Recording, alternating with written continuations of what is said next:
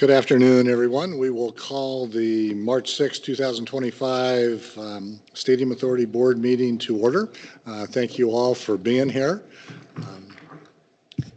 Good afternoon, Mr. Chair, members of the board. All members are present either in person or virtually, other than Director Jones-Blackhurst and Director Vaez. You do have a quorum and the meeting may proceed. Thank you. This is our first public comment period. Comments are limited to comments on items on the agenda. If someone wants to address the board, we ask that you contain your remarks to 3 minutes and please identify yourself at the mic. So anybody would like to address the board? Good afternoon. Good afternoon, Alexander Marks with Schools Over Stadiums. First, while we're busy fighting yet another set of billionaires in Carson City, let me assure you we haven't forgotten about you all and remain fully committed to blocking the use of public funds for this misguided stadium project. Second, I want to provide this body with an update on what's been happening across the state since for the last 2 years you've ignored every economic fact debunking this project. 2 years ago, Governor Lombardo and the legislature handed John Fisher $380 million in public funding. Now, 2 years later, they're attempting to give $1.65 billion in tax cuts to Hollywoods. And what is Governor Lombardo offering our kids? $2. That's right, $2. His current budget increases education funding by just $2 per pupil. Schools Over Stadiums here to call the question on Nevada's priorities. Where has Nevada put our efforts and money while Nevada ranks 48th in the nation with the largest class sizes and highest rate of educator vacancies? Stadiums and studios. We have warned that the stadium project and any like it would drain funds from schools and essential services, and we were right. The governor proposes just $2 per student. Again, $2 per student. But $36 million in transferable tax credits goes to this non-existent stadium this year, and then another $36 million the year after that, and then the year after that, and so forth. There is not a single shovel in the ground, and this project has already cost the taxpayer $36 million. That's millions of dollars that could save hundreds of educator positions and keep CCSD reading centers open, centers that are now slated to close next year due to shortfalls. But nope, a billionaire needed a baseball stadium, and Nevada helped him out and helped him abandon Oakland. Sorry, kids. Perhaps Fisher's family will offer a $700 annual increase in per pupil funding during their teacher appreciation night.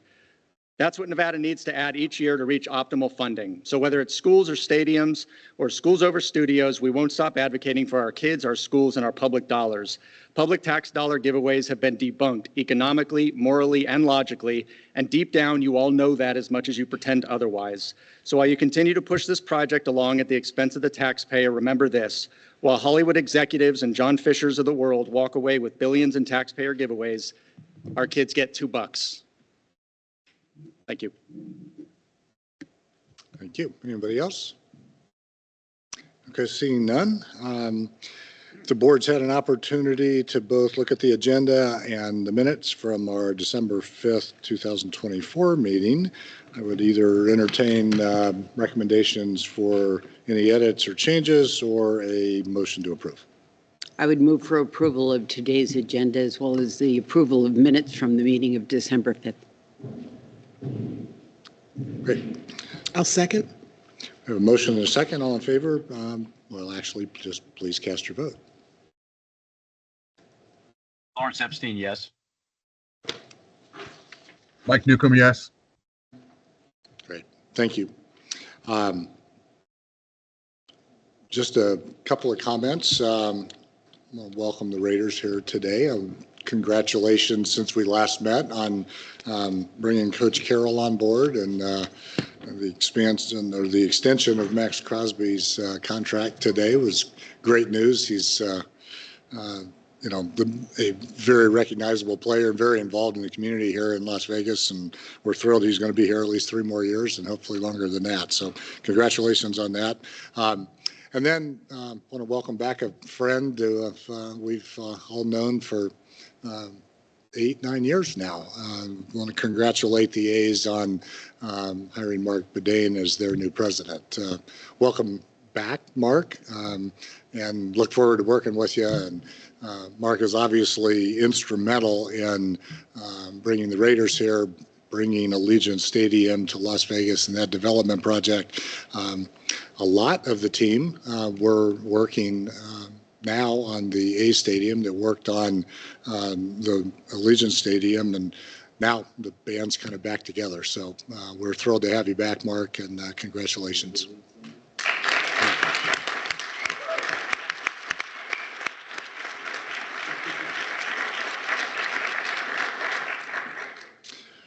And with that, we will open agenda item 1 and turn it over to Mr. Finger.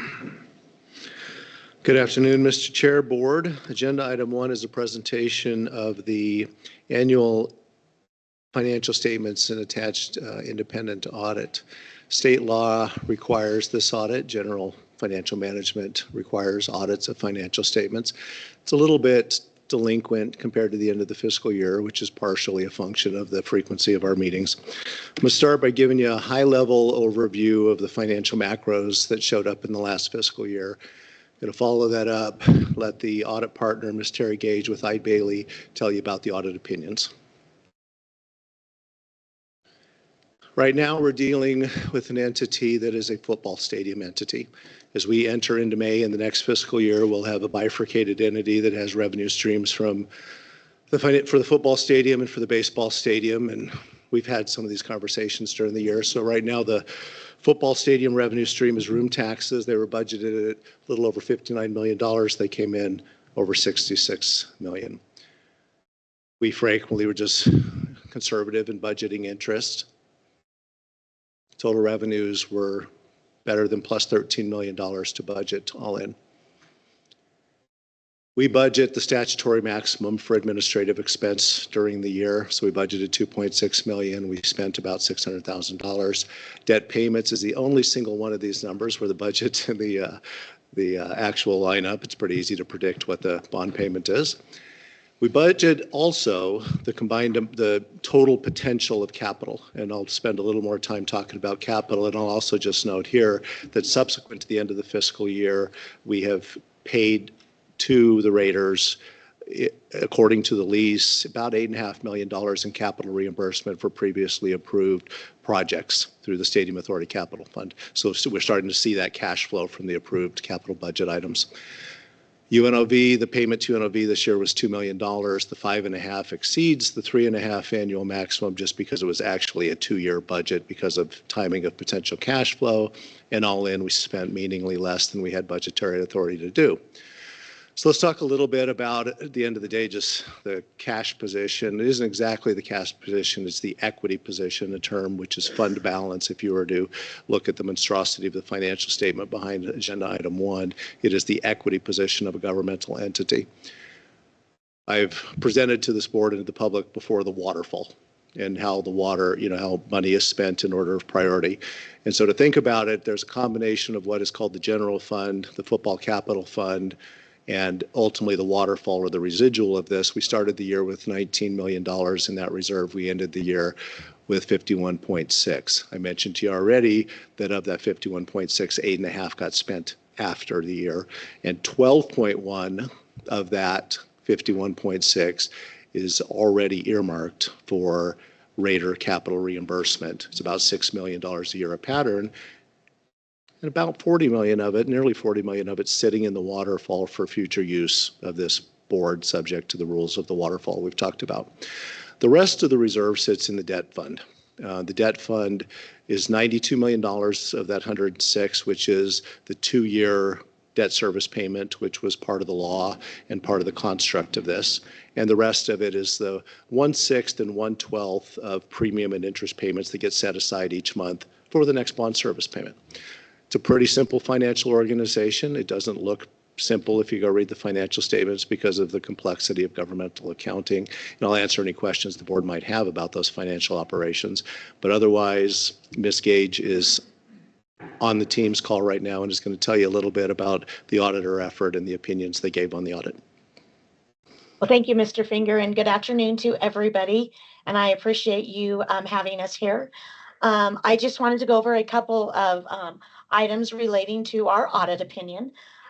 We have what we call a clean audit opinion. It's the highest level that can be achieved for the Clark County Stadium Authority. We say that your financial statements are fairly presented in all material respects as of June 30th, 2024. So once again, the highest level that can be achieved.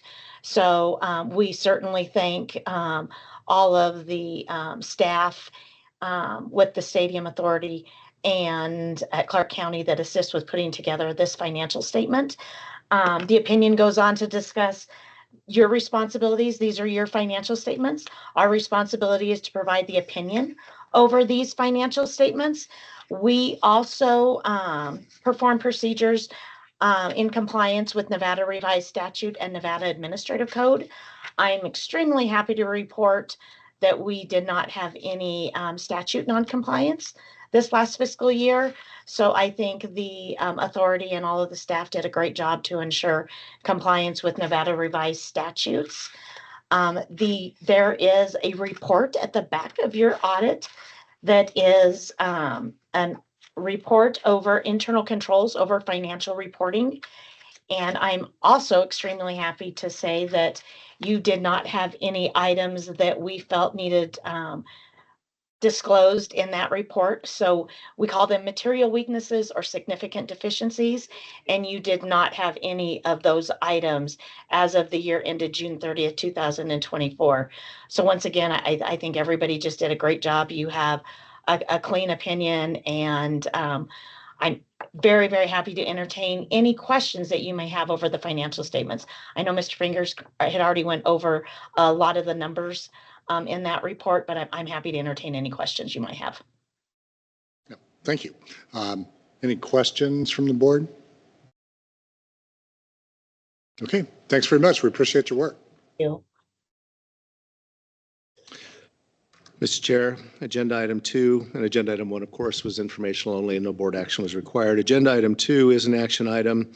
It asks that the board consider approving the reappointment of Eide Bailey as the Stadium Authority's independent auditor, an action required under state statute to happen by May.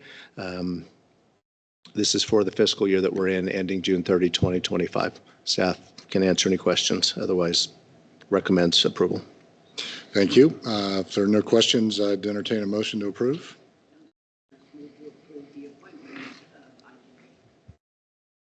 I have a motion. Do we have a second? Second. Please cast your vote. Lawrence Epstein, yes. Mike Newcomb, yes. And that passes unanimously. Thank you. Agenda item 3.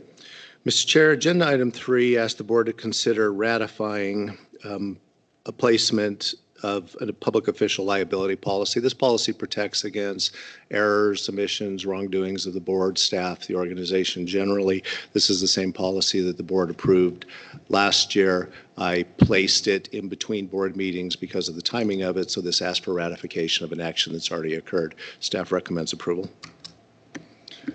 Entertain a motion to approve. Tommy White, motion to approve. Second. Please cast your votes. Lawrence Epstein, yes.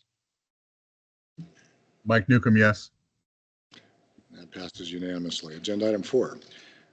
Mr. Chair, agenda item 4 relates to the interlocal agreement between the Las Vegas Convention and Visitors Authority and the Stadium Authority. The Stadium Authority is a little atypical as a governmental entity in that it has no direct employees. It instead outsources those functions. It had done it through the first number of years as of its existence through Clark County as the fiscal agent, something that Ms. Gage mentioned in the audit partner report, and Applied Analysis and Convention Center staff replaced that with the approval of this board in about September of 2023. Nothing has changed in that agreement. We think that agreement's working well. Hopefully the board does as well. But from time to time, we need to adjust the reimbursement rates. The intent of this is to make the LBCVA whole for the hours that staff of the LBCVA spends running Stadium Authority business. That staff every month provides billings, hourly billings on each of the tasks and each of the days that it performs work. Because Mr. Hill is the CEO of the LBCVA and the chair of the Stadium Authority, responsibility for the approvals of all of those billings goes to Vice Chair Epstein. And so similar to that, what we ask you to do in this agenda item is 2 things: to roll forward the rate of reimbursement because it's been 18 months and the rate of reimbursement has changed, the cost of the LBCVA has changed, and further to allow this to happen each and every July afterwards, subject to the review and approval of the Vice Chair, but not as a board action. So staff recommends approval. Thank you. If there are no questions, I'd entertain a motion to approve. Tommy White, motion to approve. Jones Blackhurst, second. Please cast your votes. Lawrence Epstein, yes. Mike Newcomb, yes. And that passes unanimously. Agenda item 5. Board members, Senate Bill 1 of the 2016 special session requires a community oversight committee to carry out the community benefits plan for the football stadium, Allegiant Stadium, and to enforce the provisions of the community benefits plan. This committee met on January 28th of this year, and Director Weekly, as the committee's chair, presided over the meeting and will now provide a report. Thank you, Mr. Chairman. Before I give this report, I just want to say I'm actually sitting here starstruck today. I have a rare sighting of Tommy White, and I just don't know what to do with myself right now. And so, yeah, I'm going to get to this report as best as I can, so I'll beg you all's indulgence. He has friends out there, so I'm going to tread very lightly. Mr. Chair, members of the board, the Allegiant Stadium Community Oversight Committee job is to oversee the Raiders' compliance with the community benefit plan. I'll remind the board that under this plan, small business and workforce development requirements were required during the original stadium construction, which the Raiders exceeded. Ongoing operational workplace diversity and workforce development is required, including maintaining at least a 55% diverse workforce in stadium operations. The plan also requires the Raiders to engage in charitable and civic engagements and endeavors. The Raiders now must comply with the plan and report their compliance to the Stadium Committee, Community Oversight Committee. The committee met on January 28th, and the Raiders provided their calendar year report. As always, there was meaningful public comment before the meeting, and several people spoke. Rachel Skidmore, Director of the Las Vegas Metropolitan Police Department, Office of Community Engagement; Yvette Williams, Chair of the Clark County Black Caucus and Executive Director of its sponsored program, the Black Student Union Network; Christina Alden, Board Member of the Avery Burton Foundation; Chris Salas, if you will, Founder of the Ability Center of Southern Nevada; Shalimar Cabrera, Executive Director of U.S. Vets; Gabriela Sandoval with the American Cancer Society; Jenny Fay, Community Engagement and Development Director, and Olive Crest; and Quinn Weathers, Senior Director of Mission Delivery and Operations at Make-A-Wish, Nevada. They all told touching stories about their organizations and the Raiders' meaningful support and engagement with them. As usual, I was impressed with the community's story of the Raiders' efforts. Now, the committee's single agenda item was a presentation on the Raiders' community benefits plan, led by Raiders' very own Piper Overstreet White, the Vice President of Government and Community Relations for the Raiders. And I must add, Piper and her team did a fantastic job. I was just with Piper up in Carson City at the legislature, along with board member Rose McKinney James, and I can tell you these phenomenal women are doing some great work on behalf of the great state of Nevada. So Piper, it's no surprise you gave a great report with your team, and we thank you. The Raiders, they provided us with an impact playbook, and for all of you, there's one right in front of you. And for those of you all interested in seeing a copy of this, you can Google it by going to the 2024 Raiders Impact Report. All right. The Raiders continue to exceed the requirements of the Community Benefits Agreement. It was an excellent and thorough presentation, and I'll give you a few highlights of Piper and her team's presentation, Mr. Chair. The Raiders rank in the 90th percentile of workforce diversity in the NFL. ASM Global's workforce diversity is 81%, with 50% female representation in leadership roles. 58% of Silver and Black's hospitality vendors are women or minority-owned, and 73% of their hours worked are by diverse employees. They are involved in workforce development, including with the UNLV School of Hospitality. The Raiders donated over $1.7 million to various nonprofit activities through direct giving and in-kind. Raiders Foundation also donated $1.5 million to local schools and nonprofits, $500,000 to the Legal Aid of Southern Nevada Resiliency and Justice Center, and $500,000 in grants to 40 other community organizations. The organization was involved in 48 community events, including youth development activities, military support, civic engagement activities, holiday meal packing, back-to-school haircuts, Nevada Reading Week, and school career fairs. They hosted 70 Raider junior training camps for local kids and donated uniform equipment and Raiders game day experiences. They continue to have serious sustainability goals, excuse me, and manage Allegiant well regarding energy, emission, water efficiency, and waste diversion. Again, Mr. Chairman, it'd take me another hour to tell the story of all the good work that they're doing. They're involved in youth sports, education, community, and just addressing a whole lot of our community needs. When Piper and her team were done, I asked them how the current DEI climate would affect the Raiders' mission. They told the committee that they would continue with their DEI efforts and increase awareness of continuous need for progress. I told them how much that meant to me and how important that is to the Raiders, for the Raiders who are here in Las Vegas. I said to them, good people don't stop doing the right thing when the wind changes. They lean into it. Mr. Chair, on behalf of the committee, I'd like to express my admiration for the Raiders. Impressive report. They're meeting the responsibilities of the Community Benefits Agreement and continue to try to set the bar higher. I commend the Raiders for their service to the community. And of course, there is no action required by the board, but I'll entertain any questions if anybody have any. Thank My you, report. Dr. Weekly. Thank you. Any questions for Dr. Weekly? Mr. Chairman, I don't have questions, but I do want to at least express my appreciation for the work that was undertaken with the committee. I think what they've done is extremely impressive. And when you say set a high bar, they've certainly done that. In particular, I'm obviously focused, as you might imagine, on the work that they've done around sustainability in the community, and appreciate some of the creative collaboration that they've undertaken with various other government entities. And I think it is very helpful for us to display a commitment in this way because of the importance of the presence that they now have in the community. So congratulations on a solid and positive report, and I appreciate it. Yeah, thank you for those comments. And I'd just like to echo and her thanks that for the effort that you put in, the leadership that you provided with that committee. It matters, and we appreciate it. So thank you. Well, contrary to what anybody believes, we really are grateful to be able to be as successful as we are because of the staff here. Caroline and Ed are fantastic. They leave no stone unturned, and they make sure that we're as sterile as we could possibly be. So thank you very much. Thank you to both of you. They also look spectacular. Oh, my God. Ed with a tie on, man. Okay.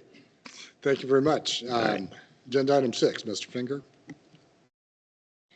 Or Ms. Bateman. Mr. Chair, Senate Bill 1 of the 2023 special session of the Nevada Legislature requires the creation of a Community Benefits Oversight Committee to oversee the implementation and administration of the Community Benefits Agreement for the baseball stadium, which the board approved during its March 21st, 2024 meeting. The committee must consist of 7 members as appointed by certain named state and Clark County leaders, as well as this board. Staff has received the following appointments. The governor has appointed Hugh Sinek, president of HKS Strategies. The Senate Majority Leader has appointed Mrs. Angela Castro, deputy CEO of the Regional Transportation Commission of Southern Nevada. The Speaker of the Assembly has appointed Mr. C.H. Miller, president and CEO of the Urban Chamber. The Clark County Board of County Commissioners has appointed Dr. Tia Mathis, Deputy State Treasurer, and Mr. Mike Shannon, Clark County District F Liaison. This board is responsible for appointing the final 2 members to this committee. Staff assessed over 2 dozen very strong interested persons and had discussions with many of the board members. After reviewing the appointees from the other appointing parties and their respective backgrounds and community involvement, staff recommends the appointment of Dr. Darion Pollard, President of Nevada State College, and Janet Quintero, Vice President of External Affairs for the United Way of Southern Nevada. Additionally, Senate Bill 1 requires that one of the 2 Stadium Authority appointees serve as the committee chair. Staff recommends that the board appoints Dr. Pollard as the committee chair. This is an action item, Mr. Chair. Staff is happy to answer any questions, and it recommends approval. Thank you, Ms. Bateman. Any questions or comments from the board? If there are none, I'd entertain a motion. McKinney James moves for approval of the appointments. Jones Blackhurst seconds. Please cast your votes. Lawrence Epstein, yes. Mike Newcomb, yes. Great. Congratulations to the entire committee and certainly to Dr. Pollard and Ms. Quintero. We thank them for all of them for their willingness to serve. It looks like a great committee, and we're excited to get that started. So thank you, and thank you for the work that you did in allowing this to happen. So appreciate it. Mr. Chair, the only thing I'd add to that item is that a director unique to the baseball committee needs to be appointed under the law. Did you say that? Yeah, okay, fair enough. We are going to post on the website a application of interest and gather interested parties. And where this board ultimately has the appointing power for that director, and we will solicit, we will again evaluate candidates. We will use this newly seated committee to get their feedback about who their director will be and make recommendations to this board about who the director could be, probably at the May board meeting. Okay, great, thank you. Okay, agenda item 7. Welcome to the A's. Sandy, welcome. Good to see you. Thank you. It's nice to be here. We've had a lot of meetings where we've gone through some long documents. I think today is going to be a little more fun. And a few things. One, thanks for recognizing Mark Medane. We're just super pleased that he's agreed to join us. We have a lot to do on our project, and he's going to really be a great addition. And we appreciate him taking on the lead. I can say also, I'm still going to remain involved, and you guys will still see me. So we have enough work for all of us, probably. Thanks for getting the Oversight Committee formed and seated. We really appreciate that, and we're looking forward to engaging on that right away. A couple of updates. The team has, it's been a little while since we've been together in person, and we've extended our manager. We've signed a couple of players. We have some other news coming. So there's a lot of positive things going on with the A's. They're in spring training in Arizona right now. And the mood of the team is, I think, really very positive. I want to mention that we're going to begin our priority access campaign for tickets starting on Saturday at 9 o'clock on the internet. If you go to athletics.com/Vegas, people can sign up. There is the ability for Clark County residents to have a priority access position for tickets, and that'll start on Saturday. With that, I'm really excited to have the chance to introduce two of our architects, Frankie Sharp and Emily Luchar. And Frankie is the director of sports for the Bjarke Ingels group. Bjarke Ingels group is our lead designer.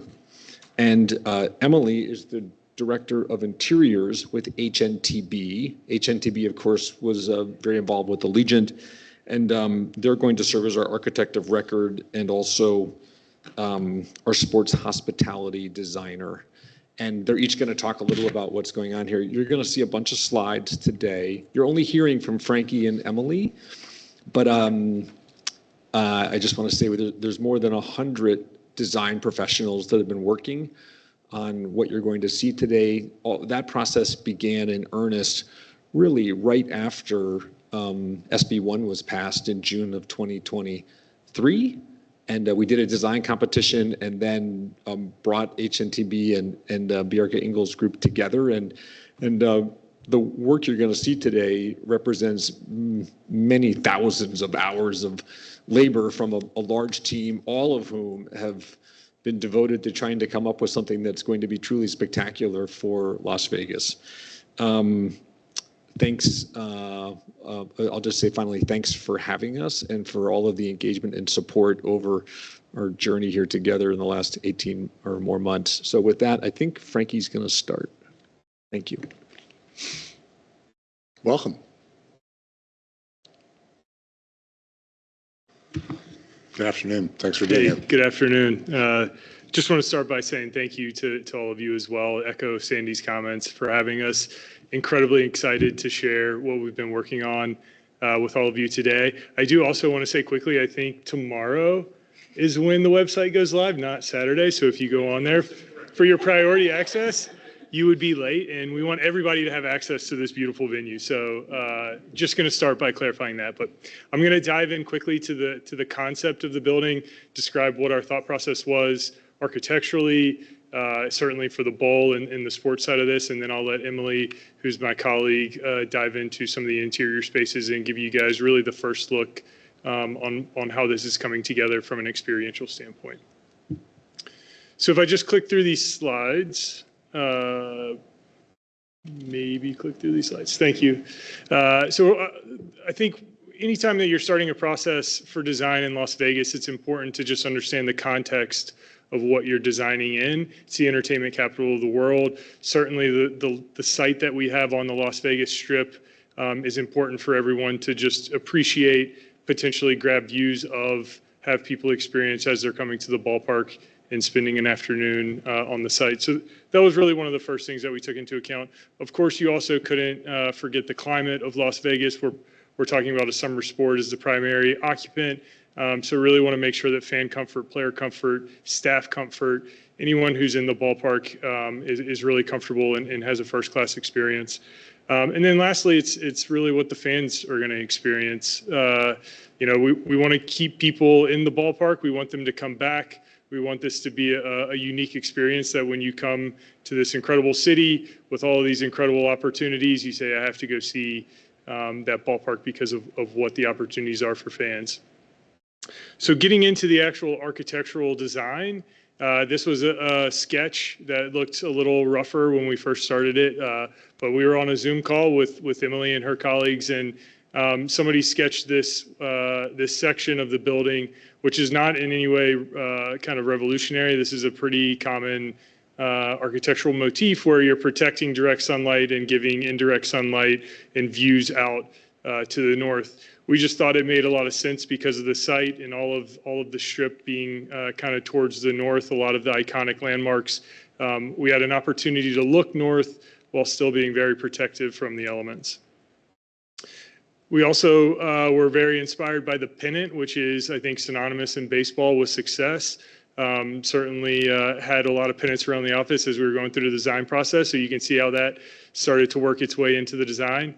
There was also a piece of art that we also really took some inspiration from, mostly because this painting, if you can call it that, it was really about the kind of cuts in the canvas and creating something with that moment as opposed to putting something on the canvas itself. So what those openings do for the overall piece. So turn that into a circle, you start to see the pennants come back, and you really get that kind of form and iconic landmark, we think, for the city that you see in some of these images.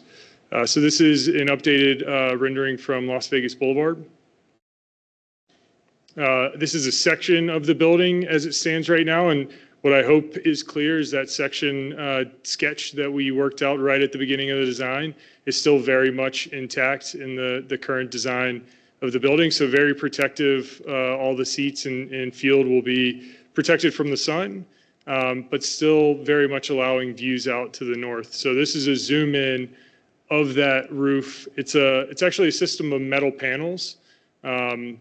It looks very decorative. The reason for that is that 4 panels kind of stack up on one corner, so you have one connection point. It's a very rational system, but we certainly like the effect that it gives architecturally as well. And then this is the other half of that diagram showing some views out of the Claire stories, those 3 smaller blue arrows at the top, and then one large, very big opening right above the main concourse on the north side of the building, looking out towards the strip. This is a zoom in of just how that detail kind of works out around the cable net window, the glass window. You can see the ETFE Claire story in the top, and then the metal roof system over to the sides.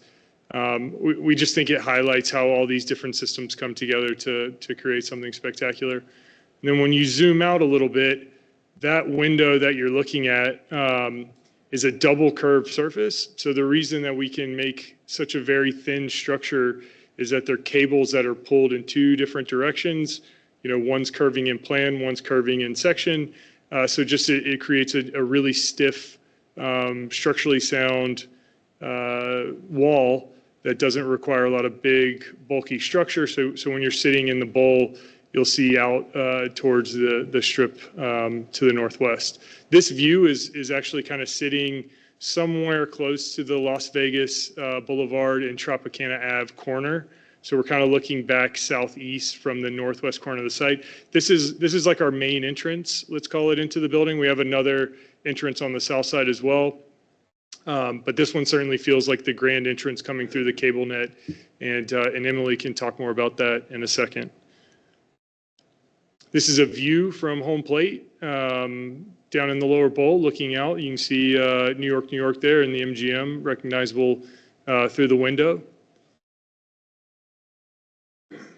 And this is just slightly down the first baseline, but in concert mode, how the bowl could transform to host a variety of different events, but of course still really harnessing the strip, letting people know where they are, what the place is, and attaching this piece of architecture to its setting and the surroundings.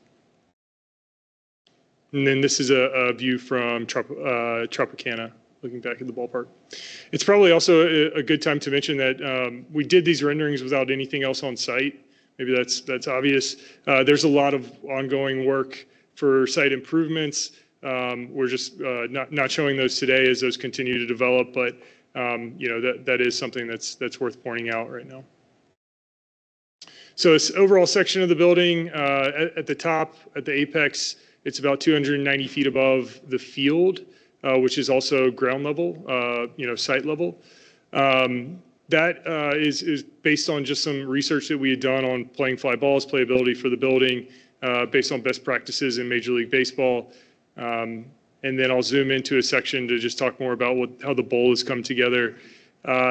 It's a split lower bowl and a split upper bowl. So what that means is that traditionally in ballparks, and I have some comparisons in a second, the lower bowl is maybe 30 to 40 rows. What we've done is split that in two and separate it. So here you see suites behind home plate, but as you work your way down the lines and out into the outfield, those become general admission spaces.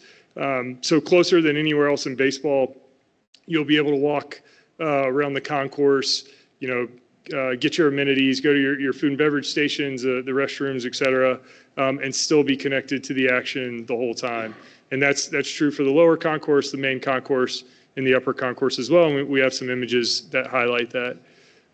Just for comparison, though, so everybody's aware of how this has come together, in red, you see Fenway Park. And you see what I'm describing about that lower bowl being exceedingly large in some of the older ballparks. But we did feel a lot of inspiration to how tight it is, how intimate it is, how close those upper decks get, and even the kind of top seats in the building just feel really close to the action. Same with Wrigley in blue in this section. This is a newer example. So in yellow, you see Truist Park in Atlanta. What we're just trying to call out here is that it's incredibly steep. We're pulling those front tiers close to the action. You see how the front rows get closer. Everything is just a more intimate and we think a better fan experience. And then finally, just the most recent example of Globe Life. They also have a very steep upper tier, but ours is just a little bit closer to the action. And then some local examples, not necessarily baseball, T-Mobile. And so you can see our kind of main concourse lower bowl. If you were to split theirs into two, that's how ours kind of arrived at the current section. And then also across the street is Allegiant Stadium, which is a much larger building. It's an NFL stadium. But again, it just highlights how we've really tried to focus on pulling everything in as much as possible. And so with that, I'm going to turn it over to Emily, who can now walk you through some of the experiences and hopefully describe more about what's going on inside the building. Yes, so I will just take you level by level, starting at the base. So the service level, which is traditionally allocated for back of house operations, and we have definitely paid attention to that and made sure that it's highly efficient, along with the team spaces. But what we really wanted to do is make sure that we can infuse that patron experience wherever there's opportunity. So when you look at home plate, on either side in that green are the home team and visiting team clubhouses. And we wanted to make sure that we could connect fans to the players. So you'll see that there's a premium opportunity there where people could literally be next to the players. And even in the outfield, I'm really trying to maximize that toes on the turf field experience with social zones there at in lots of different ways. And so starting at this, knowing that this is the new home for the A's, starting with their clubhouse, and that mention, as I had said, of making sure that we're connecting the fans to the players. We think about these spaces, these interior environments, and really making sure that there's enhanced food and beverage experiences that are unlike anything other, and making sure that that experience is memorable for all fans. And then even in the outfield is wide view where you're actually on the field in the outfield right next to the fence where you can enjoy that experience and think about that social aspect there. And then on the lower concourse level, so this is right below where Frankie was mentioning that entry point for patrons, is that 20 rows back where all fans can actually be so close to the action. And thinking about that in different seating experiences so that you've got throughout the ballpark 17 plus different seating environments, 9 different social zones and club areas, different group seating products that are in the 20 range, but really trying to think about how you can socialize, get your food and beverage, as well as still be game connected. And then even in the outfield where the bullpens are, we looked at how we could stack those 2 bullpens and really surround that with patron experiences. So there's going to be seats, standing zones, a really social environment, again, while you're still connected to the game itself. And as you go up a level on the main concourse, this is again where patrons are entering into the building at that glass wall on the north as well as on the south. I think a key thing to point out is on both concourses, we're very conscious of making sure that there's a 360 circulation so that it's a seamless entry, walk around the ballpark experience, each of the food and beverage zones. Another thing, as Frankie was mentioning with the seating bowl, of breaking that seating bowl, it allows that whenever you're in the concourse, you always have a view back to the field. So you never leave that game connected environment, which I think is so key to just making sure that you're always in that lively experience as well as still getting the amenities, restrooms, food, etc. Throughout the game.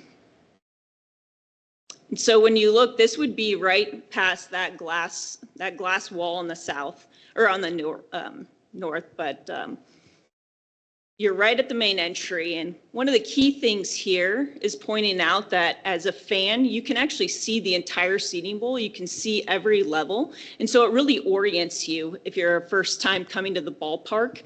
It kind of drops that guard of nervousness of where you're going. That was a really key intentional thing that we thought about in terms of how people circulate and make sure that that's a seamless and really positive experience. So this would be, if you were to look left, you can actually see those escalators. Those escalators take you to each of the levels above main concourse. Again, just making that really an intuitive way to experience the ballpark and get around as a fan. This is at the south entry. Similar, where you enter in, you can see that there's escalators taking you up to the upper concourse. But also you can see off to the left, that's a view. You're actually connected right to the rest of the field where you can, hear the noise of the crowd and actually experience that. I think what we're so excited about with this building is because it's fully enclosed to make sure there's fan comfort, that actually allows you freedom to do non-traditional things that you might see in a ballpark because you don't have to deal with the indoor-outdoor environment. I think a key thing too, as we looked at each of these phases, was really maximizing the daylight so you still felt like you were outside even though you're inside. So this is a view at that south, so right after you came in from that entry, there's actually this social zone where you can get food and beverage. It's terrace seating. where people can stand, hang out. You've got a variety of different seats throughout there with food and beverage amenities, all while you're connected right to the game off to the right there.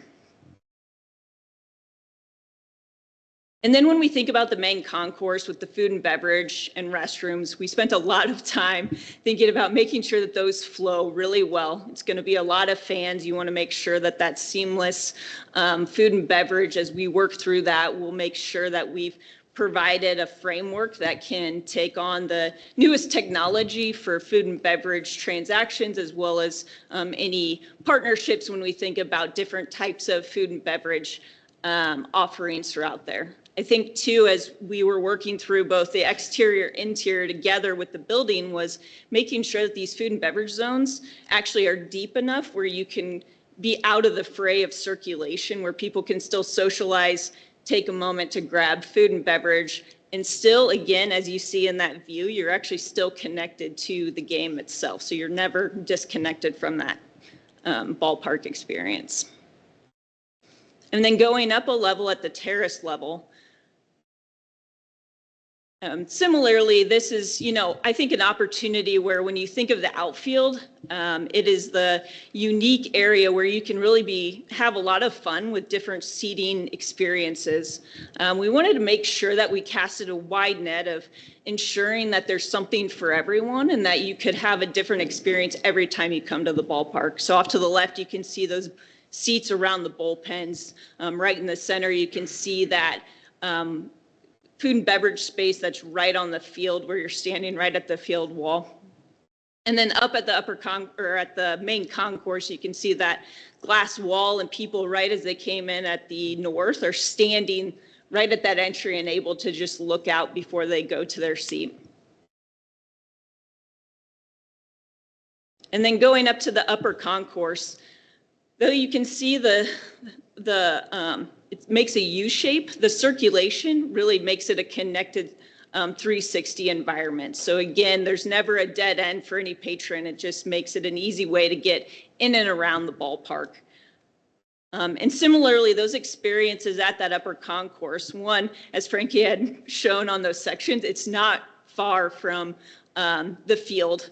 You're super close, and the food and beverage amenities are very similar. So have those atrium market-like experiences that still allow for a seamless experience for those fans.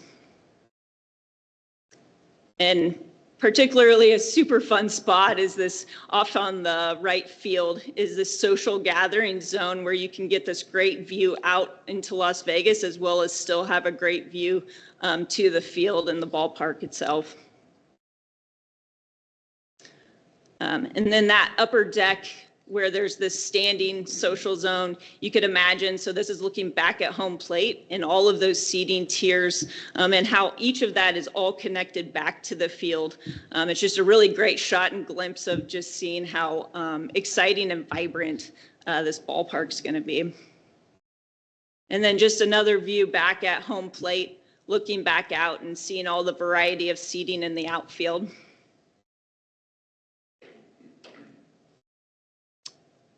And then I'm just going to run through some of the renderings you saw at the beginning, but definitely if you guys have any questions, I know I ran through that quickly. And as Sandy had mentioned, it's been a year and a half in the works of really working through all the details, ensuring that everything works well and that we've really considered all fan types, locals, and visitors alike.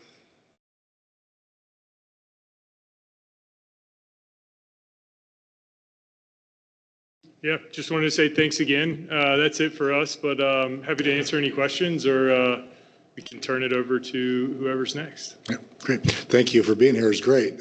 Questions from the board? Looks awesome. Yeah, it is really great. One quick question. Do you have a seat count yet? Or still working on that? Yeah, I should have said that. 30,000 seats with 3,000 standing room positions in a lot of those social spaces that you saw. So 33,000 total capacity. Yeah, terrific. Great. Yeah. Thank you very much. Thanks for your work. We look forward to seeing that actually take place. Thank you.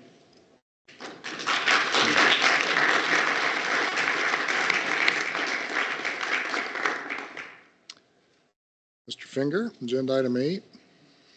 Mr. Chair, the pace of development predicts April earth movement, June foundational work on the project. Our fiscal year, as I mentioned earlier, ends June 30th. I referenced the football revenue stream earlier, told you there'd be a baseball revenue stream that showed up later.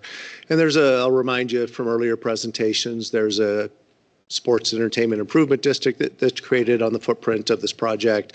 It captures taxes and fees generated by it, and that money is used for the public contribution to the ballpark. So with all of that said, we start to get taxable activity through the placement of insurance policies, through the introduction of construction materials and the associated sales tax. So agenda item 8 asks you to augment the fiscal year 2025 budget. When we started this fiscal year, we weren't ready for the pace and didn't have a budget ready for this. And it just allows for the collection of revenue should they be introduced in this fiscal year and the potential expenditure towards the project. You will see this manifest more meaningfully, this being the project and the budget, in the fiscal year 2026 budget that I bring to you in May. This is an action item and staff recommends approval. If there are no questions, I'd entertain a motion to approve. Tommy White, motion to approve.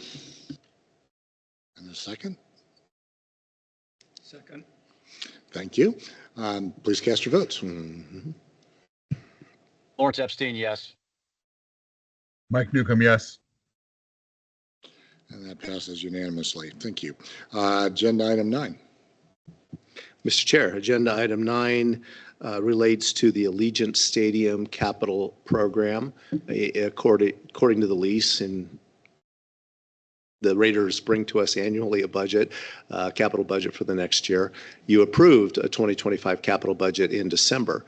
There were some items that we continued to have conversation on, and staff brings to you today an amendment to that capital plan. Mr. Chris Soteropoulos, Vice President with the Raiders, is here to give you a very brief overview of those capital projects. And when he's done, I'll tell you that staff recommends approval, and Grand Canyon Development Partners, our partner that oversees construction activities and maintenance activities, has reviewed this project list and recommends it as well. Good afternoon, Chris. Welcome. Good afternoon, board. I know, again, the reason why everyone's here today, but really appreciate you guys taking time to kind of look at additional projects that we added. I'm not going to go into detail of each one, but the majority of each project is related to just different things that are going to enhance the guest experience, things that are from a safety and security standpoint are really important, and just projects as we continue to make Allegiant Stadium a premier destination. So I'm happy to answer any questions specifically to any of the projects, but appreciate Ed and the Grand Canyon team for taking the time to go through each one, and I feel like good about kind of each project. Great. Thank you. Any questions for Chris? I would entertain a motion for approval. Tommy White, motion to approve. McKinney James, second. Motion and second. Please cast your votes. Lawrence Epstein, yes. Mike Newcomb, yes. That passes unanimously. Thank you. Perfect. Thank you, guys. Yep. Thank you. Agenda item 10. Mr. Chair, that same lease requires STADCO, the Stadium Events Company, to report quarterly to the board regarding the utilization of the facility. And as you are used to, Mr. Adam Feldman, also Vice President with the Raiders, is here to do so. Afternoon. Good afternoon, everyone. Before I provide a brief update on our Q4 stadium activity, I also wanted to congratulate Mark Bedane. Great decision by the A's, and it's going to be a great for the city for the stadium project also. Q4 of 2024, we hosted 40 events, 28 private events, 12 publicly ticketed events. Like all Q4s, most of it is taken up by UNLV and Raiders football games. Hard to schedule around those. We were able to bring in 2 large events, Billy Joel and Sting, and the George Strait and Chris Stapleton concert, my favorite event of Q4. Overall, we've passed 650 total publicly ticketed and private events, and we're now over 5.5 million guests, not including our Allegiant Stadium Tours program. So things are still successful. Any questions? Yeah, thank you, Adam. I'll just point out that you continue to well outperform our initial expectations at the stadium, which were a little over 450,000 incremental visitors a year, and we're in the 750 to 800,000 range on a regular basis. So we appreciate that, and keep up the good work. Thank you. Thanks. That brings us to our final public comment period for this meeting. Again, public's welcome to address the board on any issue that we have jurisdiction over. Please limit your comments to 3 minutes, and please identify yourself when you come to the mic. Anybody wish to address the board? Okay, seeing none, the meeting is adjourned. Thanks very much, everybody. Appreciate you all being here.